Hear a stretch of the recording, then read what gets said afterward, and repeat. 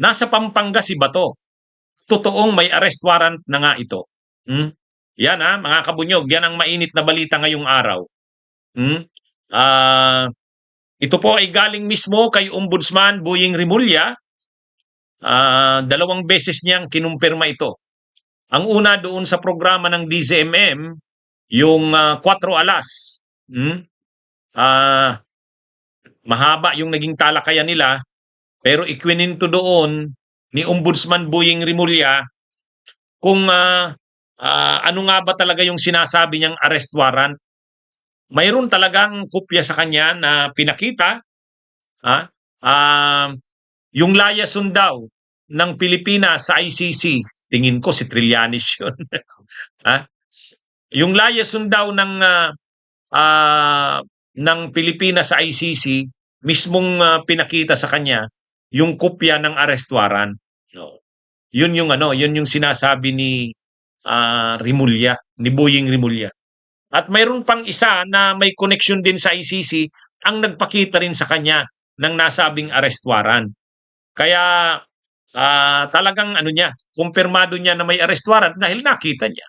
Ayon kay Ombudsman Boying Rimulya. Oh.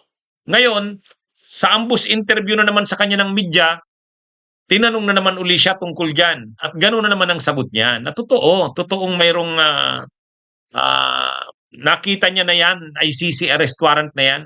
Kaya malakas ang loob niya daw na magsabi tungkol dyan.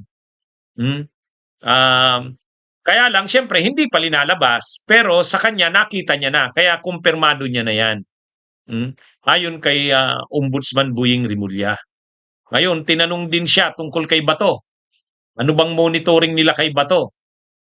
Sabi ni Ombudsman Boying Rimulya, ang monitoring nila dito kay Bato ay nasa Pampanga. Bakit kaya nasa Pampanga, no? Yung Pampanga kay Gloria Arroyo yan. Teritoryo ni Gloria Arroyo. ha? Bakit kaya nandun? Sa bagay, ang Pampanga rin, taga dyan si Albayalde. Si dating PNP Chief Albayalde, Pampanga din yun eh. Tumakbong mayor yan si Albayalde sa Angeles. Kaya lang natalo. natalo si Albayalde. Pero taga doon yan.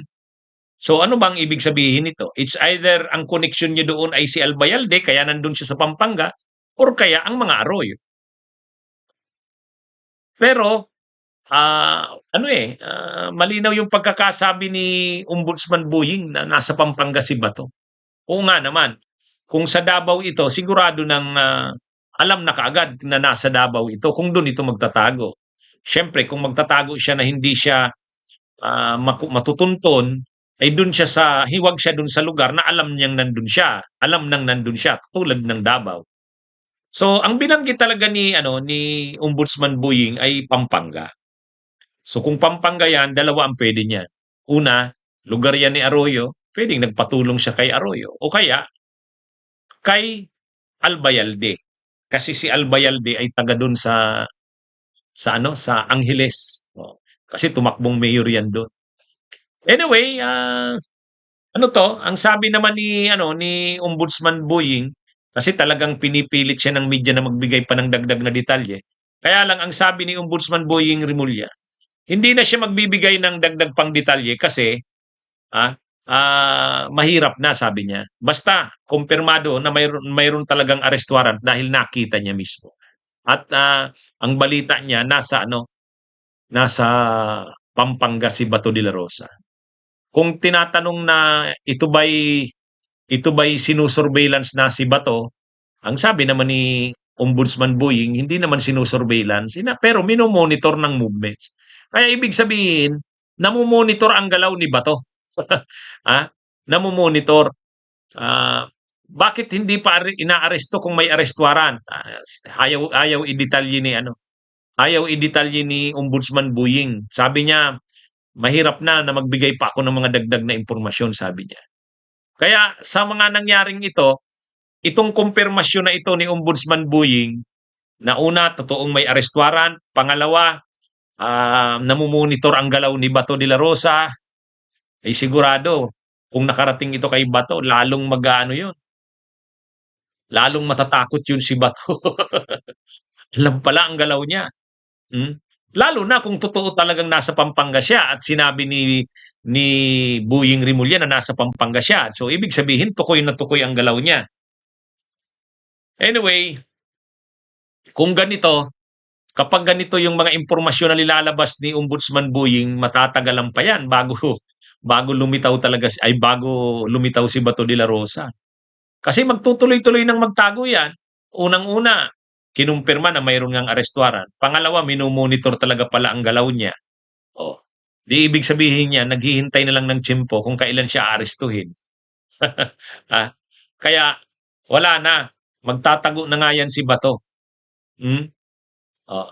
Kasi alam niya na ano na siya, kumukuha na lang ng tiyempo kung kailan siya aarestuhin. Hmm? Oh, anyway, mga kabunyog, mga kabayan, ang nag-aano lang tayo, bakit parang ano, updated si Boying Rimulya tungkol sa mga galaw na yan, ano? Kasi sa ombudsman, ang dami niyang kasong ano, inaasikaso. O pero nagagawa niya pang i-monitor yang tungkol kay Bato. Ha? Involved ba siya kapag tungkol dito kay Bato? Ha? Mukhang tutulungan pa ni Boying kung paano i-implement yan. Ang pag-aresto kay Bato. Magiging malaki kasing usapin yan, yung pag-aresto na yan kay Bato. Iba itong kay Bato ngayon. Mas mahirap ito kaysa dun kay Duterte kasi si Duterte nabigla. Yung element ng surprise na gamit pa kay Duterte, pagbaba ng eroplano, hindi na nakagalaw. Oh.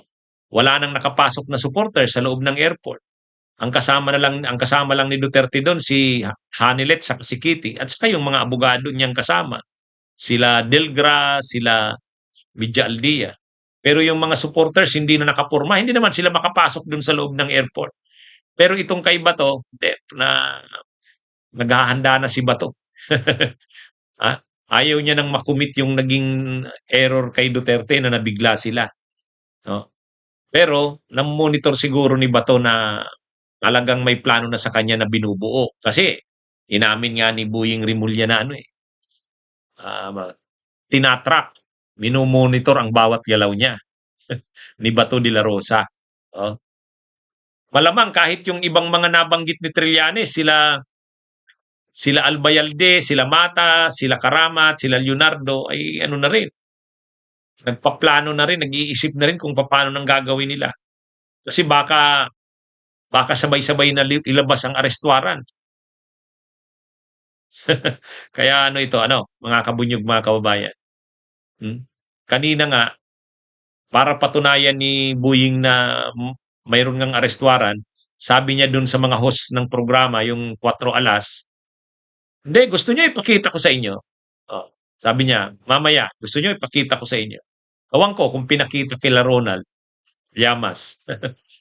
Kasi sa biniro ni Boying Rimulya, sabi niya, gusto niyo ipakita ko sa inyo mamaya para makita niyong totoo talaga. Ha? Hindi naman sila nagkwento kung totoo ngang pinakita sa kanila. Anyway, mga kabunyog, mga kababayan, mukhang ano ito.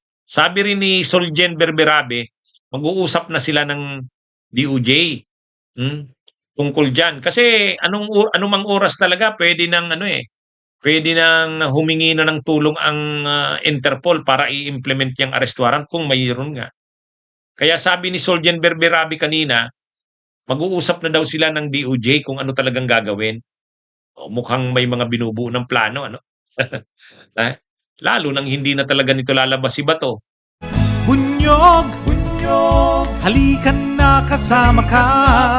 Bunyog, kapag buklod ay may pag-asa. Luzon, Visayas, Mindanao, isa ang pananaw. Sa bagong Pilipinas ang bunyog isisigaw. Bunyog.